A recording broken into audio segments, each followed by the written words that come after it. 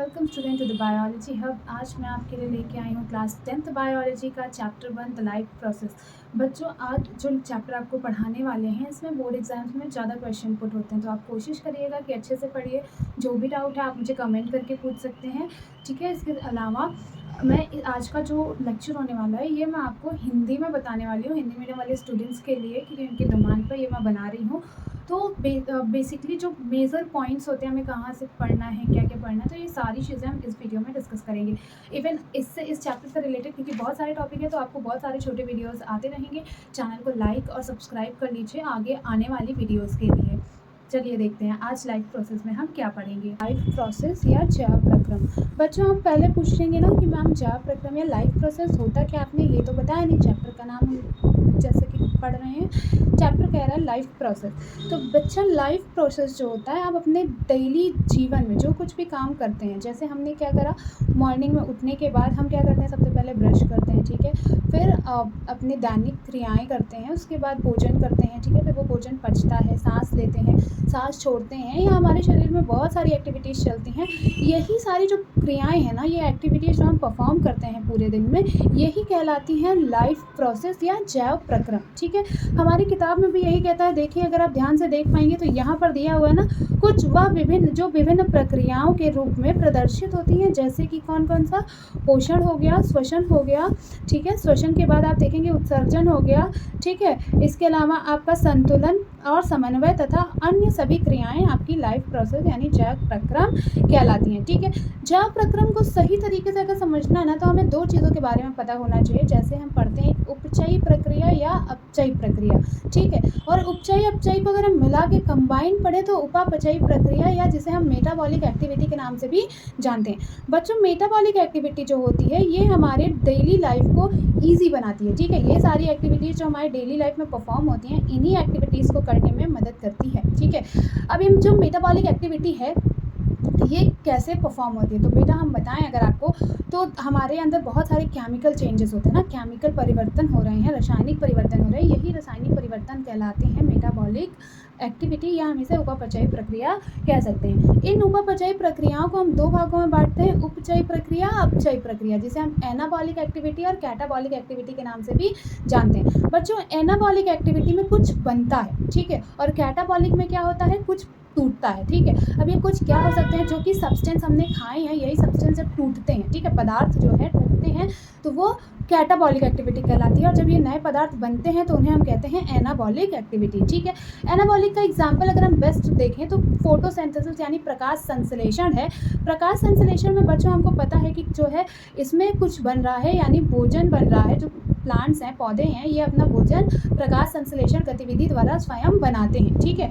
और अगर हम कैटाबॉलिक का एग्जाम्पल देखें तो मानव जो ह्यूमंस हैं, इनमें क्या होता है कि जो भी खाना ये लोग खाते हैं उनको क्या करते हैं, ये तोड़ते हैं, तो इनमें क्या चलती है, कैटाबॉलिक एक्टिविटी चलती है। अब इन सभी को अपना जीवन जीने के लिए ना सबसे ज़्यादा ज़रूरी किस चीज़ की है, किस चीज़ की ज़रूरत पड़ती है, या क्या है इनके बॉडी में ऊर्जा का स्रोत, क्योंकि सारे जीवन को, सारे कार्यों को चलाने के लिए हमें किसकी आवश्यकता पड़ती है, ऊर्जा की आवश्यकता पड़ती है। और ये ऊर्जा हमें न्यूट्रिएंट के द्वारा मिलती है। इसीलिए सबसे पहले हम पोषण के बारे में ही पढ़ेंगे। तो हमारे शरीर में जितनी भी क्षतियाँ होती हैं या जो भी नुकसान होते हैं, उन सभी नुकसानों को पूर्ण करने के लिए, यानी जो टूट फूट होती है या शरीर में कोई दिक्कत आती है, चोट लग जाती है, या हमें नई कुछ चीज़ें बननी होती हैं, शरीर में मिनरल्स की कमी रहती है, इन सबको पूरा करने के लिए हमारे शरीर को न्यूट्रिशन की ज़रूरत होती है, जिसे हम कहते हैं पोषण, ठीक है। अब इनको शारीरिक, जब हम पोषण लेते हैं ना, तो हमारे शरीर का विकास होता है, वृद्धि होती है, ठीक है। जैसे आप हाइट में वृद्धि होगी, ठीक है, विकास होगा हमारे शरीर का, और साथ साथ हमारे सारे दैनिक कार्यक्रम भी सही से चलेंगे, जो गतिविधियाँ हमारे शरीर में होती हैं, ठीक है।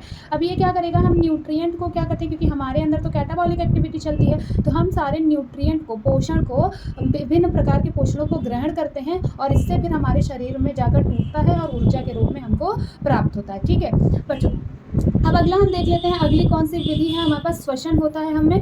तो जितने भी मानव या जितने भी जीवित जीव है ना, वो सभी बच्चों श्वसन जरूर करते हैं। तो ये श्वसन क्या करता है, श्वसन के माध्यम से ये दो प्रक्रियाएं करते हैं। एक सांस लेने की प्रक्रिया करते हैं, जिसे हम कहते हैं ब्रीथिंग प्रोसेस, ठीक है। और दूसरे प्रक्रिया की अगर हम बात करें तो दूसरी प्रक्रिया में ये क्या करते हैं कि ऊर्जा उत्पन्न करते हैं। उसमें क्या करेंगे ये, तो जो भी खाना अभी पचा था, हमने पढ़ा, पचा, उसको ले जाकर कोशिका द्रव्य में छोड़ देते हैं। जो कि खाना पचा वो ग्लूकोज ग्लूकोज के रूप में कोशिका द्रव्य में जाएगा, फिर पायरुवेट बनाएगा। पायरुवेट अम्ल के साथ ऑक्सीजन की उपस्थिति में इसे माइटोकॉन्ड्रिया में भेज दिया जाता है, जो कि एटीपी एड्रोसिन ट्राइफॉस्फेट के रूप में हमको ऊर्जा प्रदान करता है। ठीक है, फिर बचा हुआ जो भोजन है ये सारा सभी के उसमें शरीर में अन्य स्थानों पर पहुंच जाता है जहां इसको आवश्यकता होती है। फिर अगला हमको दिया हुआ है इसमें टॉपिक विसरण यानी डिफ्यूज़न, या एक कोशिकीय जीवों की पूरी सतह को जो है ये पर्यावरण के संपर्क में रखती है और अंत में इन्हें भोजन ग्रहण करने के लिए भी गैसों के आदान प्रदान करने के लिए वर्ज्य पदार्थों को निष्कासित करने के लिए भी मदद करती है। ठीक है, फिर अगला दिया हुआ है परिवहन यानी ट्रांसपोर्टेशन। तो ये परिवहन क्या करता है, ये ऑक्सीजन यानी जो शरीर में हमारे ऑक्सीजन वगैरह होते हैं इनको हीमोग्लोबिन के या ब्लड के माध्यम से पूरे शरीर में पहुंचाने में मदद करता है। यह पूरा जो सिस्टम है ना, इस पूरे प्रक्रिया को हम परिवहन करते हैं, जिसमें रक्त के द्वारा यानी आरबीसी, डब्ल्यूबीसी और प्लेटलेट के बारे में इसमें हम पढ़ेंगे। तो ये प्लेटलेट, आरबीसी, डब्ल्यूबीसी कैसे काम करते हैं, आरबीसी के द्वारा कैसे खाद्य पदार्थ, न्यूट्रिएंट, ये सभी चीज़ें हमारे शरीर से अंदर बाहर कैसे होती हैं, पूरे शरीर में कैसे पहुँचती हैं, ये सारी प्रक्रियाओं के बारे में पढ़ेंगे।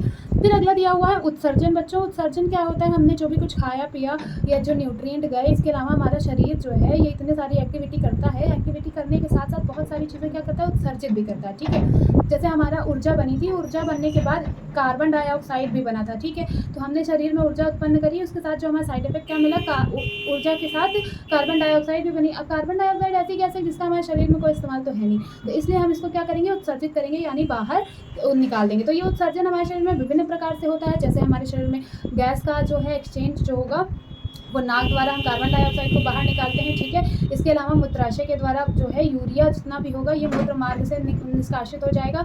उसके बाद जितने नाइट्रोजनस वेस्ट बचते हैं वो बड़ी आंत और गुदा द्वार के द्वारा बाहर हो जाता है। कुछ हमारे स्वेट ग्लैंड यानी पसीने की जो ग्रंथियाँ होती हैं उनके द्वारा भी हमारे शरीर से बाहर निकल जाता है। तो जितना भी कचरा होगा ये सारा हमारे शरीर से बाहर की ओर निकल जाएगा। ठीक है, तो आई होप आपको समझ में आया होगा कि आज के चैप्टर में जो हमने ये चैप्टर पढ़ा है इसके आगे क्या क्या पढ़ना है। ठीक है, आज हमने बेसिक इंट्रोडक्शन पढ़ लिया, इस चैप्टर में हमें आगे क्या क्या पढ़ना है। ठीक है, ओवरऑल अगर हम समराइज करें तो हमें कुल इन्हीं टॉपिक्स के बारे में पढ़ना है, जिसमें क्या क्या है, आपका पोषण हो गया, श्वसन हो गया, विसरण हो गया, परिवहन हो गया। ठीक है, और इसके अलावा उत्सर्जन। अब आगे हम डिटेल में इन्हीं टॉपिक के बारे में पढ़ेंगे और इनके बारे में अध्ययन करेंगे।